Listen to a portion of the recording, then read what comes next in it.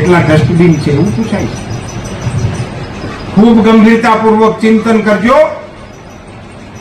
સમાજ જો ચેતી નહીં જાય તો પ્રાણીઓની જે દશા છે ને એની દશાથી નજીક આપણો સમાજ સરકી જશે.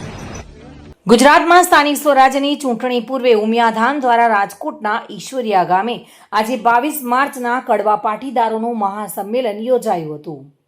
અહીં ₹125 કરોડના ખર્ચે જીવન વિદ્યાપીઠ શૈક્ષણિક સંકુલનું ખાતમુહૂર્ત કરવામાં આવ્યું હતું. રાજકોટમાં આયોજિત કડવા પાટીદાર સંમેલન દરમિયાન પુરુષોત્તમ રૂપાલાએ સામાજિક મૂલ્યો અને કૌટુંબિક માળખા પર ગંભીર ટકોર કરતા જણાવ્યું હતું કે ઘર કે કુટુંબમાં કેટલા ડસ્ટબિન છે એ પૂછે છે. સકુટુંબમાં અને ગામડે દીકરી દેવી નથી એ ચિંતાજનક છે. ચિંતન કરજો, નહીં તો પ્રાણીઓ જેવી સ્થિતિ બનશે. કડવા પાટીદાર સંમેલનમાં રૂપાલાએ વધુમાં કહ્યું હતું કે કોઈ ગીધ નજરે જુએ એવી ફેશન આપણા સમાજને સોંપતી નથી. અંગ પ્રદર્શન થાય એવા ડ્રેસ કોડને પ્રમોશન આપવું જોઈએ નહીં.